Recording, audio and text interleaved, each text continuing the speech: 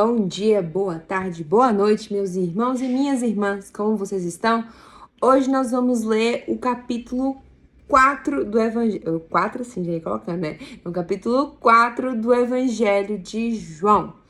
Como vocês sabem, eu vou orar primeiro, leio a palavra, depois faço o comentário que veio no meu coração, que chamou a atenção, e aí a gente reflete um pouco juntos, e é legal que você fale também qual é a parte que chamou a sua atenção, certo? Então vamos lá? Lembrando que a minha Bíblia, ela é da versão NVI, para ficar mais fácil, mais acessível para todo mundo. E você pode acompanhar assistindo o vídeo, ouvindo, e aí depois você faz o seu comentário e reflete, pensa também na palavra, o que ela ministrou no seu coração. Então vamos orar? Pai querido, obrigada, Pai. Obrigada por mais um dia. Obrigada, Senhor, pela tua palavra. Obrigada, Senhor, porque tu és bom, tu és a bênção, Pai. Tu és maravilhoso, Senhor. Tu és um Deus de infinita bondade e misericórdia. As suas misericórdias se renovam cada manhã. Obrigada, Jesus, pela graça e o favor que o Senhor derrama sobre nós. Obrigada, Pai. Obrigada, Espírito Santo, por nos guiar. Obrigada por ministrar os nossos corações. Eu já peço em nome de Jesus que essa palavra não volte vazia, que essa palavra toque nos corações de quem estiver assistindo e assim também no meu, Senhor. Que o Senhor tire as escamas dos olhos, limpe os ouvidos, para que cada um consiga ter acesso à verdade e ver e ouvir a verdade que vem de ti, Senhor. Obrigada, Jesus, por esse momento. Ó, Senhor, que o Senhor possa usar-me como o teu instrumento, porque eu não sei. Somente o Espírito Santo que pode fazer através de mim, Senhor. Então eu te peço em nome de Jesus que eu possa falar palavras para o coração de cada um que esteja ouvindo e vendo esse vídeo. Em nome de Jesus, amém. Então vamos lá, abre a sua Bíblia e vou pegar minha canetinha, né, que eu já leio com a canetinha aqui e tem algumas partes que chamaram a atenção. Já tenho até, inclusive, umas notas aqui escritas na minha Bíblia. Essa é a minha Bíblia que eu escrevo. Tenho outras também, mas essa que eu tô escrevendo e tô grifando. Se você não tem o hábito de grifar, é legal. É importante a gente grifar, né? Cada um faz do jeito que se sentir melhor, certo? Então, vamos lá. Capítulo 4, o título é dessa parte, né? Do 1 ao... do 1 ao 26. Jesus conversa com uma samaritana. Os fariseus ouviram falar que Jesus estava fazendo e batizando mais discípulos do que João. Embora não fosse Jesus quem batizasse, mas os seus discípulos. Quando o Senhor ficou sabendo disso, saiu da Judéia e voltou uma vez mais à Galileia. Era-lhe necessário passar por Samaria. Assim chegou a uma cidade de Samaria, chamada Sicar, perto das terras que Jacó dera a seu filho José. Havia ali o poço de Jacó. Jesus, cansado da viagem, sentou-se à beira do poço. Isso se deu por volta de meio-dia. Nisso veio uma mulher samaritana tirar a água. Disse-lhe Jesus: Dê-me um pouco de água. Os seus discípulos tinham ido à cidade comprar comida.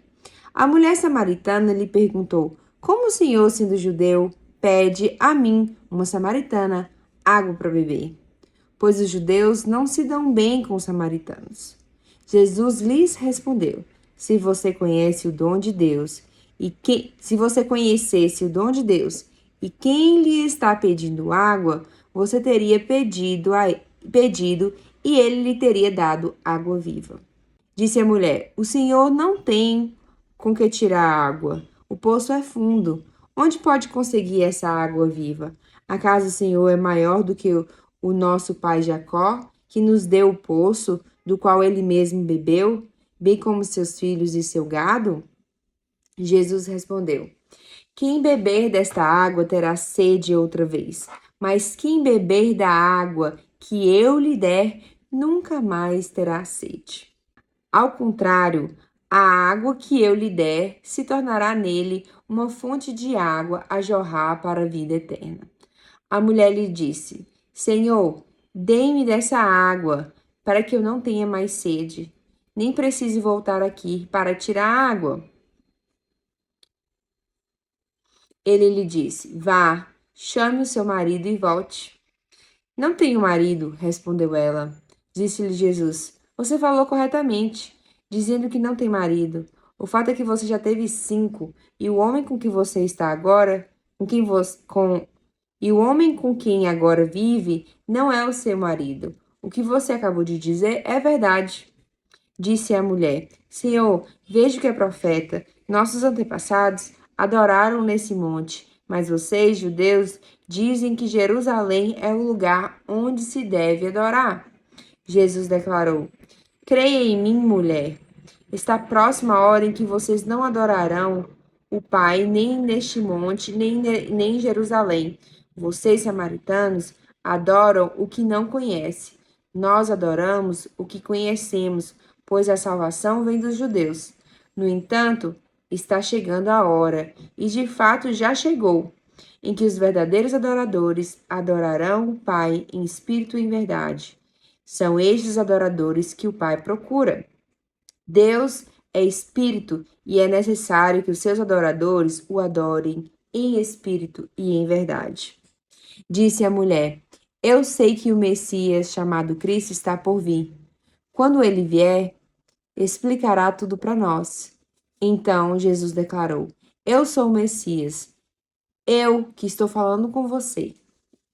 E aí a segunda parte, deixa eu ver.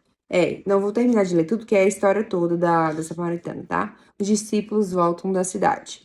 Naquele momento, os seus discípulos voltaram e ficaram surpresos ao encontrá-lo conversando com uma mulher. Mas ninguém perguntou: Que queres saber? Ou por que está conversando com ela? Então, deixando o seu canto, a mulher voltou à cidade e disse ao povo: Venham ver um homem que me disse tudo o que eu tenho feito. Será que ele não é o Cristo? Então saíram da cidade e foram para onde ele estava. Enquanto isso, os discípulos insistiam com ele: Mestre, come alguma coisa. Mas ele lhes disse: Tenho algo para comer que vocês não conhecem. Então seus discípulos disseram uns aos outros: Será que alguém lhe trouxe comida?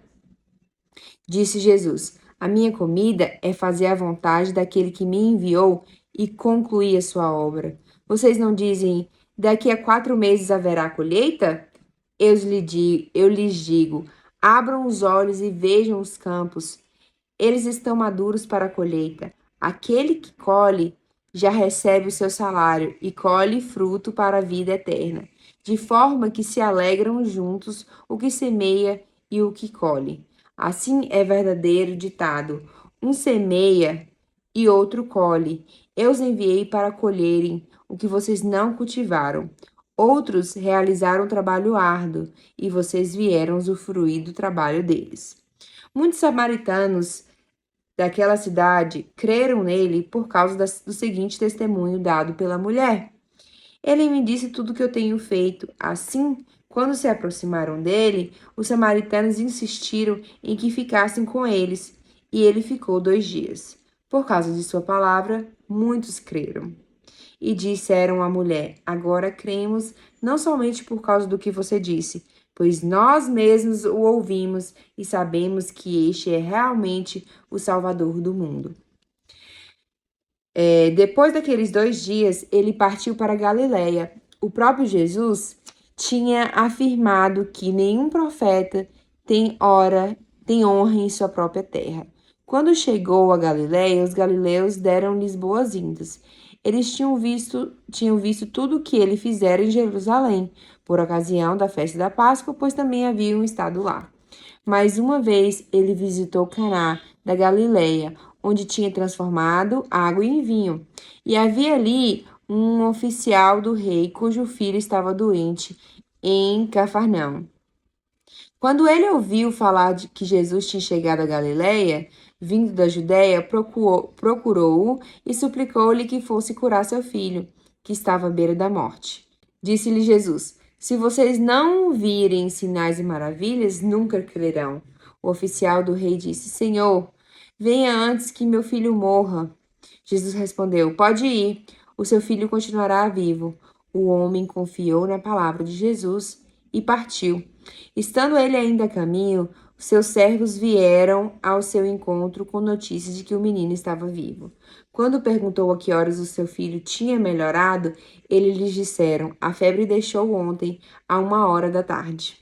Então o pai constatou que aquela fora exatamente a hora em que Jesus lhe disse: O seu filho continuará vivo. Assim creram ele e todos da sua casa. Esse foi o segundo sinal milagroso que Jesus realizou depois que veio da Judéia para a Galileia. Esse texto aqui eu já assisti várias pregações falando sobre a mulher samaritana. É um texto muito rico, muitos detalhes, muitas coisas. E eu vou falar algumas coisas que chamaram a minha atenção aqui. Não vou entrar em muitos detalhes, até porque eu não quero falar algo que eu não tenha muita propriedade, detalhes, mas eu vou falar o que chamou a minha atenção, tá? Então, aqui ele fala assim: quando Jesus ele decide passar por Samaria, ele fala, aqui fala, né, no versículo 4, era-lhe necessário passar por Samaria.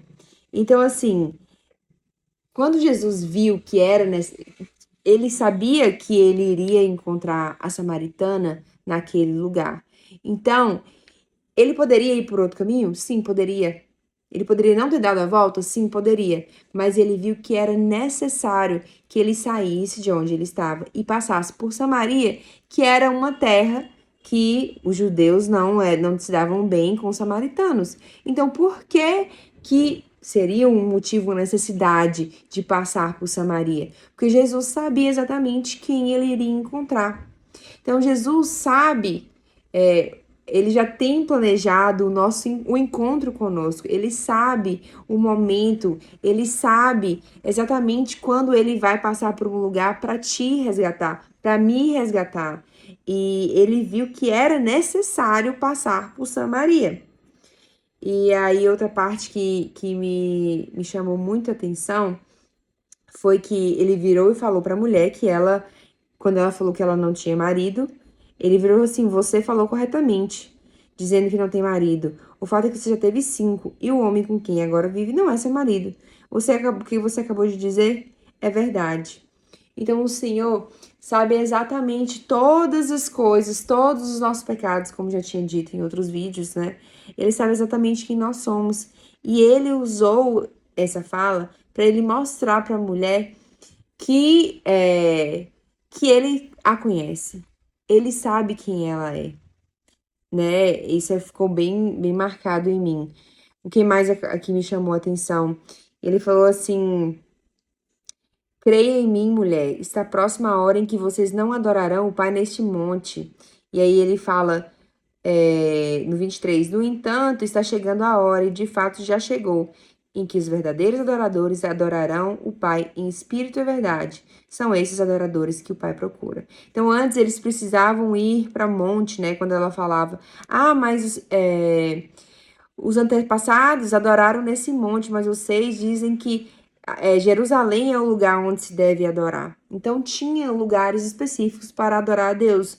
Mas a partir de quando Jesus veio e quando ele morreu e ressuscitou e deixou para nós o Espírito Santo, nós não precisamos de um lugar específico para adorar a Jesus. Nós podemos adorar Jesus em qualquer lugar. Nós adoramos e glorificamos Deus através das mínimas e simples atividades e atitudes que a gente faz.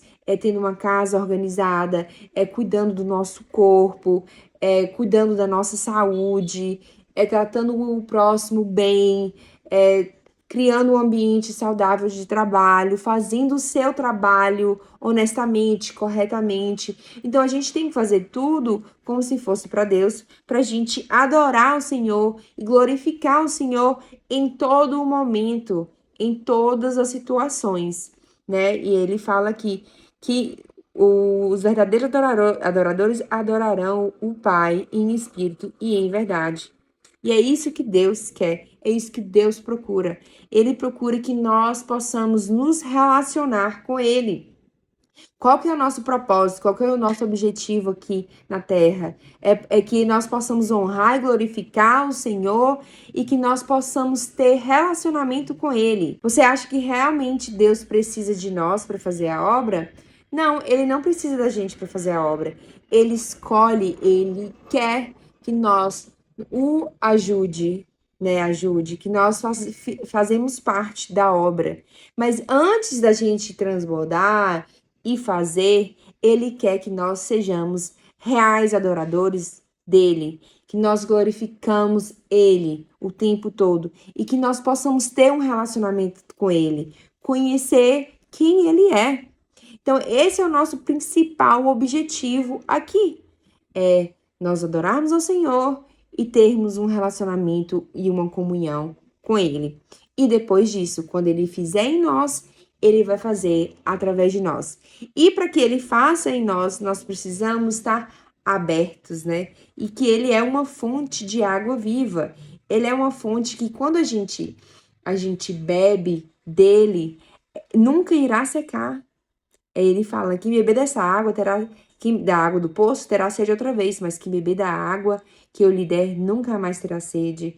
Então, Jesus, parece assim, o ser humano, quando a gente nasce com um buraco, com uma falta de alguma coisa. Muita gente busca no dinheiro, muita gente busca em trabalho para suprir a necessidade, em fama, em influência, em várias outras coisas, para suprir a nossa necessidade, porque falta, tem um buraco. E sempre a gente quer mais porque a gente não consegue saciar tapar esse buraco. Por quê?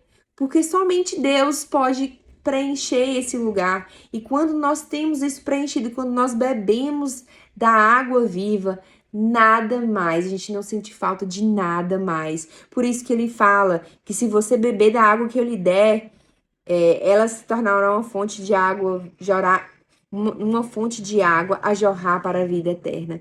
Então, o que muitas vezes as pessoas elas ficam depressivas, buscando em bebida, buscando em drogas, em balada, em mostrar o corpo, culto ao corpo, enfim, buscando uma afirmação da sociedade, porque a sociedade fique autoafirmando, dizendo isso e aquilo, mas o que a gente precisa para preencher esse buraco, esse espaço, é Jesus Cristo. Somente Ele é capaz de preencher esse espaço na nossa vida. E não adianta a gente procurar em filho, não adianta a gente procurar em marido e namorado, porque somente Ele irá fazer isso. Somente Ele suprirá essa necessidade e nos preencherá. E quando nós nos preenchemos, nós bebemos dessa água. Aleluia! Nós vemos que nós não precisamos de mais nada. Mais nada. Quando buscamos somente a presença do Senhor, a gente vê que todas as outras coisas são só adicionais, são só algo a mais. Então a gente tem que buscar a presença do Senhor e buscar Deus o tempo todo e pedir, Senhor, eu não quero sair da sua presença. Quando a gente entende, a gente já fixa que somente a presença dele é que nos basta, aí é que a gente realmente entendeu. A gente sabe, quando a gente sabe a nossa identidade de filho, a gente sabe o que existe dentro de nós, que é o Espírito Santo, tudo isso basta. E todas as outras coisas serão acrescentadas, como está escrito na Bíblia. Que o Senhor, Ele irá acrescentar todas as outras coisas quando a gente busca Deus e o reino dele, todas as outras coisas serão acrescentadas. E aí, acontece, né, que ela percebeu quem Jesus era e sai para contar para todo mundo. A samaritana, ela sai para contar para todo mundo. E aí é assim que acontece com a gente, né? Quando a gente tem um encontro verdadeiro com Jesus, a gente quer contar para todo mundo. A gente quer falar assim, olha, ele me preencheu, ele me curou, Ele pode fazer isso com você também, se você abrir o seu coração. Por isso que nós temos que a gente tem essa vontade, quando a gente encontra Jesus, a gente tem essa vontade, essa sede louca, essa vontade de falar o quão bom Jesus é. Quão bom é estar com ele, porque ele é maravilhoso e a gente quer contar para todo mundo que realmente ele é, quem realmente ele é e o que ele faz em nós. Como é bom estar com ele. E foi isso que a mulher samaritana ela fez. Ela foi lá e contou para todo mundo. Ela chegou, né? Contou para todo mundo lá e aí o pessoal veio ver. Deixa eu ver aqui, tem outra parte que ele falou assim: os discípulos voltaram e ficaram surpresos ao encontrá-la conversando com a mulher, mas ninguém perguntou que quer saber ou por que está conversando com ela. Nesse caso aqui, porque ela era uma samaritana, imagina, Jesus que era judeu, falar conversando com samaritana, as pessoas ficaram esquisitas, né? E aí, aqui seguindo ele fala, então, deixando o seu cântaro, a mulher voltou à cidade e disse ao povo, venham ver o homem que me disse tudo que eu tinha feito. Será que ele não é o Cristo? Então saíram da cidade e foi para onde ele estava. E aí as pessoas vieram ver Jesus e eles viram, não só acreditaram pelo que a mulher falou. Então, a mulher falando é um testemunho do encontro dela com Jesus. E a gente vê muita gente falando, ai, Jesus, isso, meu encontro com Jesus. A gente fala assim, nossa, tá, não acredito. Mas quando a gente encontra com Jesus, aí foi igual o povo aconteceu aqui. Eles falaram, no 42, agora cremos não somente por causa do que você disse, pois nós mesmos o ouvimos e sabemos que este é realmente o Salvador do mundo. Glória a Deus, aleluia. Vamos lá, você já deu glória a Deus, glória a Deus hoje? Então já vamos repetir aqui, glória a Deus, glória a Deus, glória a Deus. E aí, Jesus fez o seu segundo milagre, que o homem veio até Jesus, né? Ele falou que se você... Cadê? Desculpa. Cadê? Qual foi? Jesus tinha chegado... Tá. Então, no 47. Quando ele ouviu falar que Jesus tinha chegado a Galiléia, vindo da Judéia, procurou e suplicou-lhe que fosse curar seu filho, que ele estava à beira da morte. E esse foi o segundo. O primeiro milagre, lembra aí qual foi? Foi do vinho. E agora foi o segundo milagre. E aí esse cara, imagina, você só ouviu que um cara fez um milagre e transformou água em vinho. Ok. E você vê que você tá com seu filho muito doente e você tá desesperado. E você tem que ter uma fé para acreditar que ele pode transformar e curar o seu filho. Então ele virou assim: Senhor, vem antes que meu filho morra. E olha que poderoso, Jesus falou. Pode ir, o seu filho continuará vivo. E o homem confiou na palavra de Jesus e partiu. Quantas vezes eu e você ouvimos de Deus que as coisas vão acontecer, que essa é a promessa que o Senhor fez e a gente não confia. A gente ainda duvida. Eu falo por mim, porque às vezes eu escrevi, inclusive, em vários post-its na minha casa, exatamente para eu não duvidar e crer que o Senhor irá fazer. Nós precisamos crer que Ele irá fazer sim na nossa vida. O Deus que fez ontem, Ele vai fazer de novo.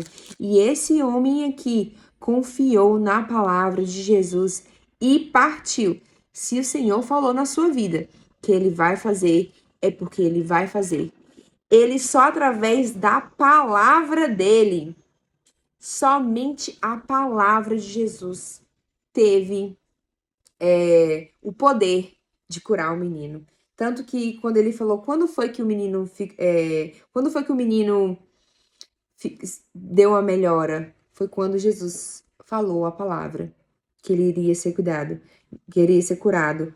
Ó, quer ver? A febre o deixou ontem a 1h da tarde. Então o pai constatou que aquela foi exatamente a hora em que Jesus lhe disse: o seu filho continuará vivo. E para finalizar, eu ouvi alguém falando, não sei onde foi que eu ouvi, e me veio na mente agora foi que Abraão, ele teve uma só palavra. Deus falou com ele uma só vez e Abraão acreditou e confiou na palavra do Senhor. E muitas das vezes nós ouvimos uma, duas, três, quatro vezes. Eu falo isso por mim. Eu sou assim. Eu sou assim. Às vezes eu fico, Senhor, me confirma, Senhor, me confirma, Senhor, me confirma. Eu acho que ele vai olhar pra mim e falar assim, ô filha, eu já te confirmei umas 50 vezes. Eu já te falei umas 50 vezes e você não acredita. Como assim? Mas Deus, ele é muito bom. Ele nos ama tanto que mesmo assim, ele vai lá e manda outra palavra. Ele vai lá e confirma novamente. Eu assim, gente, Deus deve ser impaciente. Na verdade, ele é paciente demais comigo, porque o tanto de confirmação que eu peço. Mas é isso.